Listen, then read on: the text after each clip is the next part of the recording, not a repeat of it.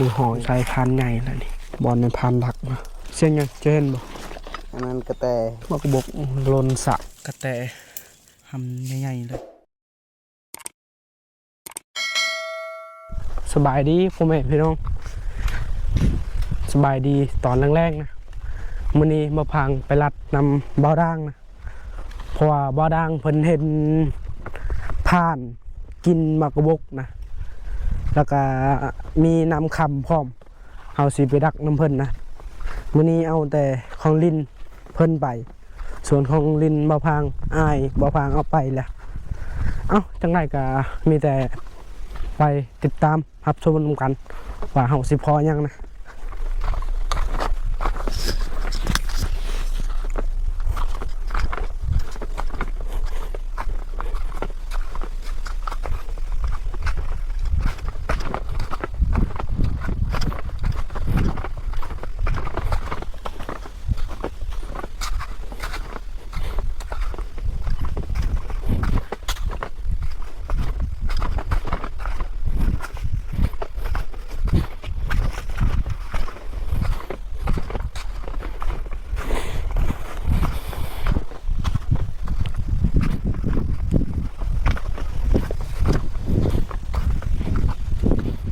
เห็นพันผักบกตัวใดคุณ3 ต้นนะ1 2 3 4ต้นเลยเบื้องนั่นเลยหอยพานเข้าลายป่ะสิเข้าไปเบิ่งก่อนนี่แหละทางลงขึ้นภูอันนี้มันเป็นปลาสมวนบ้านเฮาเลยเขาเจ้าทิมแล้วนะเขาเจ้าบัวใดนับถือแล้วลำบากเจ็บตีนนะถ้าว่าบัวได้ไปกับบุมีคลิปลงผมไม่พี่น้องเลยก็เลยไปหาลัดน้ำเพิ่นให้เดือนกับไอเฮียงเพิ่นมาแต่ป่าเลยเพิ่นว่าประมาณยิงหมูป่ากับบัวตายนะลมแห้งพร้อมพอที่ใส่มองใส่แบบบุยักทึกมันได้เห็นกระเจ้าใส่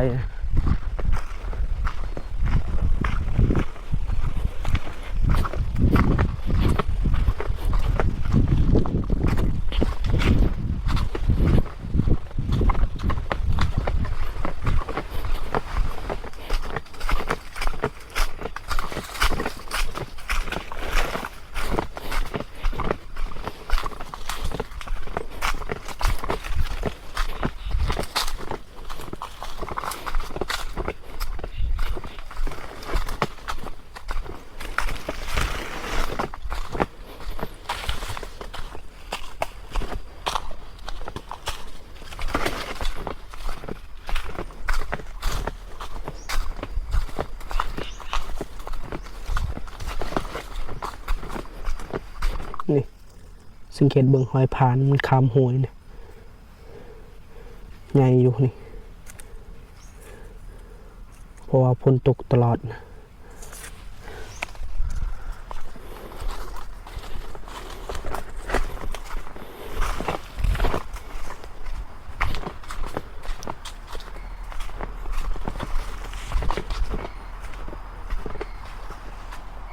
กระต่าย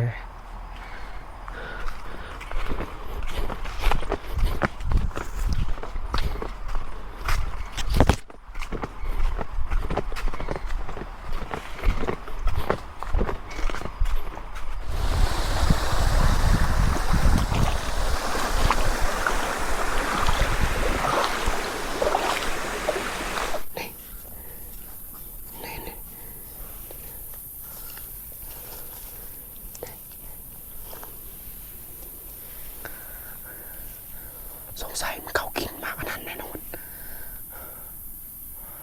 เขายางไก่เสียหอดมักกระบกแล้วหอดมักกระบกเขากะบ่อปากแห้งนะแบบพานนิ้วสลัดคือสัตว์ยังเลยได้ยินในพานเพิ่นว่าสลัดถ้าว่าได้ยินเสียงมันเขาได้ยินเสียงมันไกลกับเขาแล้วอยู่มันว่ามันยางคือกับลูกยาง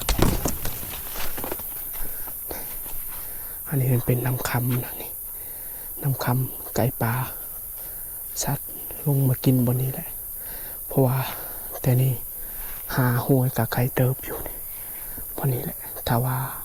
เอาพางมีของดินนี่มาดักบนนี้ซ้ำขี้ยิ่งนกบนเฮาสิเลาะตามทางนี่แหละเลาะไปหามากระบกบอนมาพังวาว3กุกนะว่ามันอยู่ถึงนะเราอยู่ถึงมันเป็นเรานะหลับข้าเจ้าทิมประมาณ2 ปีแล้วข้าเจ้าบ่ได้เฮ็ดในบ้านของเรา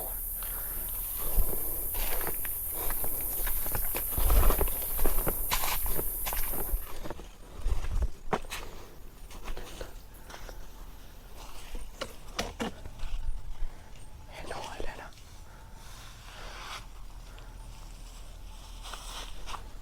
นี่มันออกไปแล้วนี่นะนี่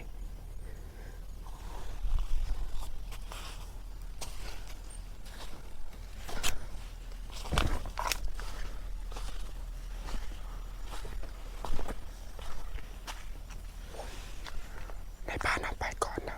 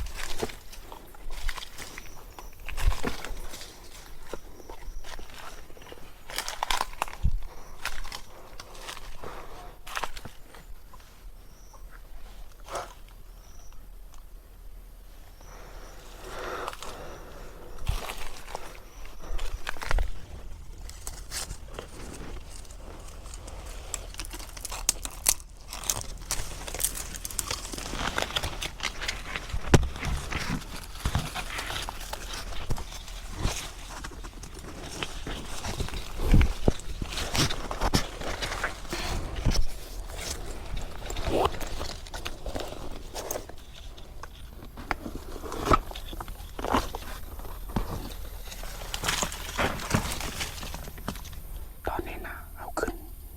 มาหอดมากระบกแล้วเห็นน้อยมันแต่ในนะสักอยู่ในบ้านนะให้ในบ้านเพิ่นดักติดกับต้นมากระบกเลยนะเพราะว่าบ่บางบ่มีของเล่นมาดักบนนี้นะเพราะว่าทางหน้านั้นมีเห็นใหญ่ยุงลายอะไรพดเสื้อกันยาวก็บ่ได้เอามาอยากกันยุงแล้วก็บ่ได้เอามาเอาจังได๋ก็มีแต่ถ้าพ่อแม่พี่น้องรับส่งนำกันว่าเอาสิพอหรือบ่พอผ่านนี่นะแต่เอาเห็นน้อยผ่านตอนเอาขึ้นมาหลายบอนอยู่มันข้ามไปข้ามมาแล้วก็ฝากนี่นะก็เจ้าบ่ค่อยไปหากินปานใดแบบจังไดก็ย่านเพราะว่าอยู่ถึงนะมันมีป่าสงวนบ้านเฮานะเพราะว่าผู้ที่สร้างป่าสงวนเสียชีวิตแล้วก็เลยเข้าแบบบุกค่านับถืออีกนะเข้าปักเลย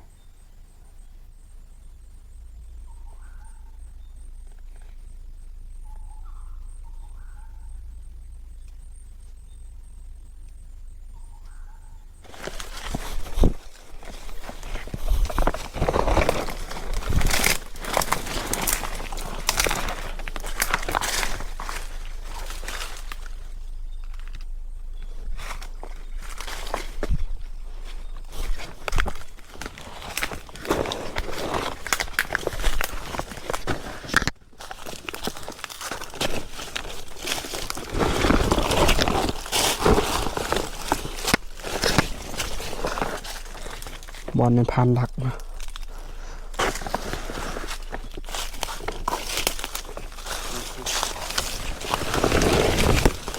ได้ยินเสียงเนาะเสียงยังจะเห็นบ่ เห็น เสียงยัง อันนั้นกระแต กระแตจากโต 2 ตัว เห็นบ่พอพางเบาแล้ว ก็เหาะวันนี้แหละก็เหาะนะก็เหาะเมื่อกี้นี่เขาสิกลับเลยไปดักก็เมื่อยดักอะไรเบิ่งมากระบอก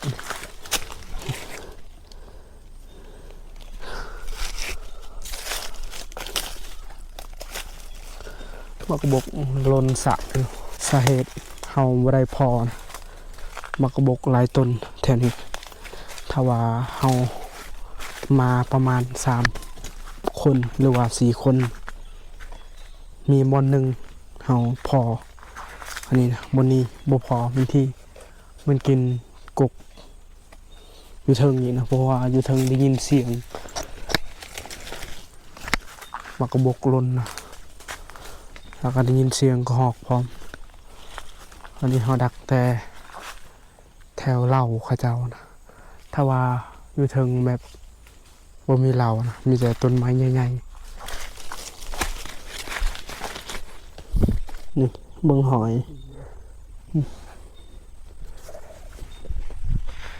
ยันเข้าตอนเสาร์นะเพราะว่าตอนแรงกะมันบุกเขาฮะปุ่นในพานเห็นบอลหอนอยู่แล้วนี่เท่านี้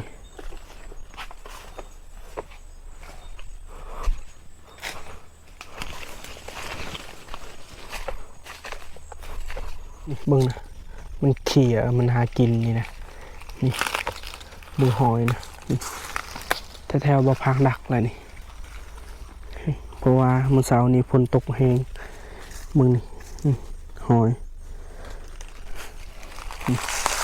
มันหากินแล้วนี่เขี่ยสงสัยพันใหญ่แล้วนี่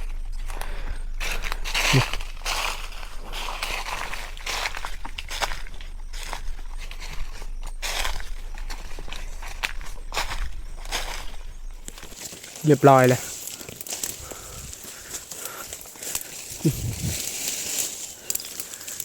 นี่กระแตโอ้มันตอนเช้าอยู่เลยทำใหญ่ๆเลยต่อคลิปเมื่อวานนี้ไปดักกะบมานกับนายพานพากันกลับวันนี้บ่พังออกไข่ออกสวนคือเก่าออกเสียหญ้ามันต้นนะใบกล้วยกำลังเห็นนะมุกปลาแดกมุกปลาแดกกินกับหน่อไม้ เพื่อไปได้แล้ว หน่อไม้เอื่อยคนใดบนนี้กระแมนอันนี้มักเผ็ดอ่อนใบขิงหากเกิดใหม่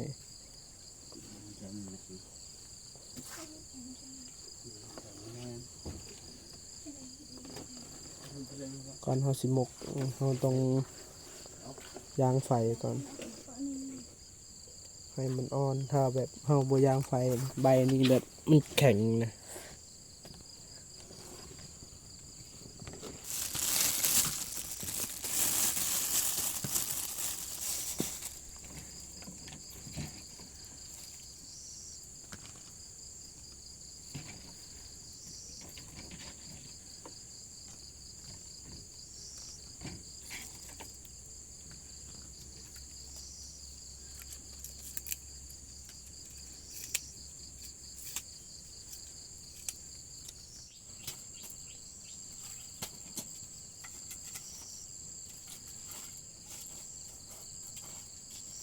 เรียบร้อยแล้วหมกปลาแดกของเฮานี่ตำต่อไปนี้ให้หมกเผ็ดมุนหมกเผ็ดยังบ่ทันตำสุกเรียบร้อยแล้ว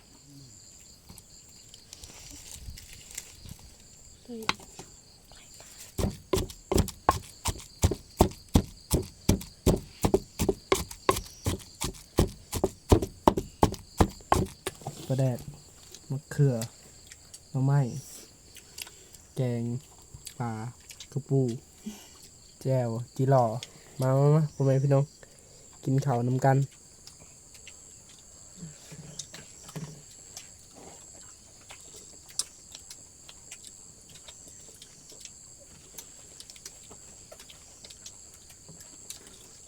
กินข้าวเรียบร้อยพอดีบ่พางออกเสียหญ้าสวน ตอนนี้กะเวลาเขาพักเพราะว่าตอนเสียหญ้าบ่พังบ่ได้ขายนะเวลา1 โมงกาย4แล้วบ่พังกะสิไปหาลัดแรงนะเพราะว่าบ่มีแนวกินให้แม่แล้วก็เอื้อยสลังเพิ่นเสียหญ้าบ่พังกะสิกลับตอนค่ำๆหาต้นมะกะบกเพราะว่าเบื้องนี้นะบ่พังบ่เคยไปเพราะว่าเบื้องนี้มันเป็นเขตเขาเจ้านะจังไดกะทาพ่อแม่พี่น้องไปรับชมนํกันว่าเฮาสิพอยังนะเป็นรัดแรงคนเดียวอุปกรณ์ของเฮากันนี่มีขาตังแล้วก็ยากันยุง power bank ไฟฉายแล้วก็ลูกปืนนะบนนี้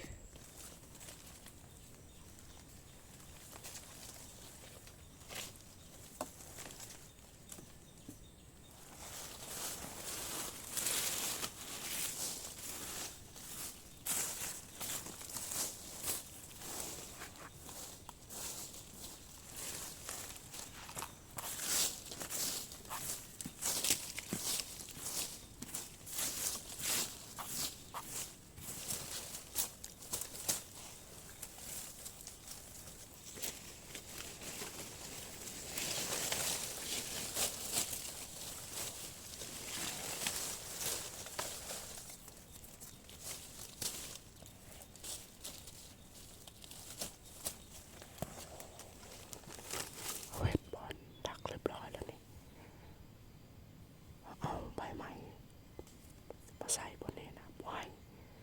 มันเด่นเนานะเพราะว่าทางหน้านั้นเหมาะสุดเลยเห็นบ้านเขาให้นะจากโอ้จากให้ไปนะมันเขามาเล่นแถวให้กับเจ้านะโอ้สักอยู่ห้อยมันนะสงสัยแถวนี้นะพระบางสิดักมึงก่อนยุงลายอะไรยุงมา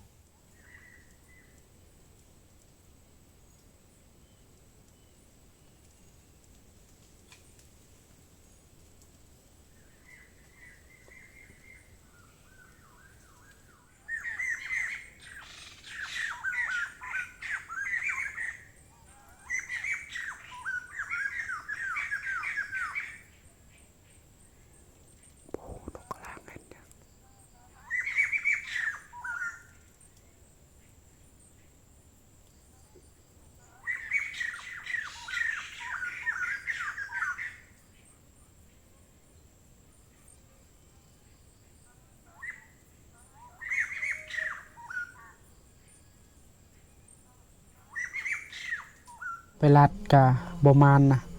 ดักบนนั้นลายสมองอยู่พอดีได้ยินก็หอกนะสลัดเพราะว่าบอลบ่พังดักนะก็หอกบ่อยากลายปานใดก็เลยสลัดได้ยินเสียงมันประมาณ3 บาทพอดีบ่พังดักมันบ่เข้าเลยนะถ้ายิงสัตว์ใหญ่กับบ่เข้าเห็นแต่มีแนวกินอยู่มากระบกมื้อนี้ก็บ่มานเลยเมื่อวานนี้ก็บ่มานมื้อนี้ไปคนเดียวก็บ่มานมือบ่ฮอดอาหารเฮาก็แบบนี้แหละเอ้าพ่อแม่พี่น้องสำหรับ EP นี้ก็สิบ่มีหยังหลายก็ขอบใจ FC ทุกคนที่ติดตามและให้กำลังใจโอกาสหน้าพบกันใหม่ขอบใจหลายๆ